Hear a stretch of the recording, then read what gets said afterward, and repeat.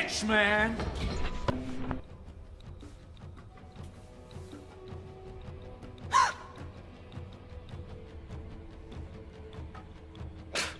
What's going on, guys? On this episode of On the Set for October Horrorfest, I'm taking a look at the Conjuring The Devil Made Me Do It, which is the third film in the franchise.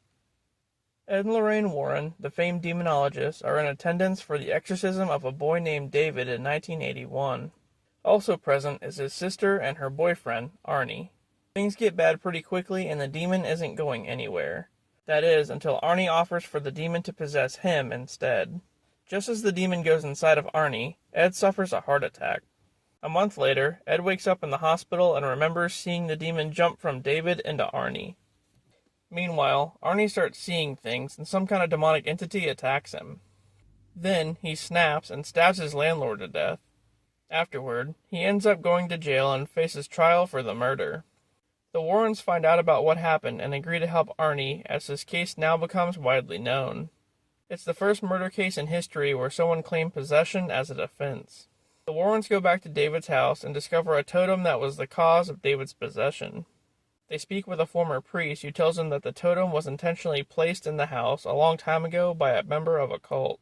More investigating leads them to Massachusetts, where a similar murder occurred involving another totem. A girl named Katie died the same way as Arnie's landlord, and the suspect, Jessica, went missing.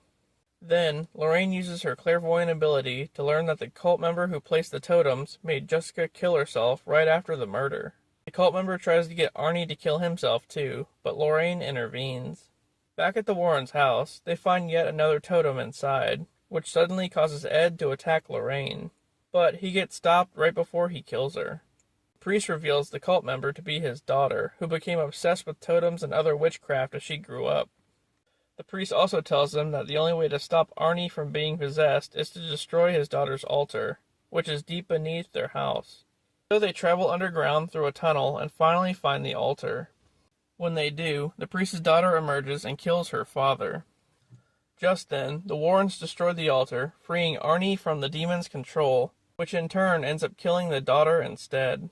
Sometime later, Ed takes a cup he got from the altar and puts it in their trophy room. Arne still has to go to prison, but only for a short while. The end. This one wasn't as good as the other two movies, but it was still pretty entertaining.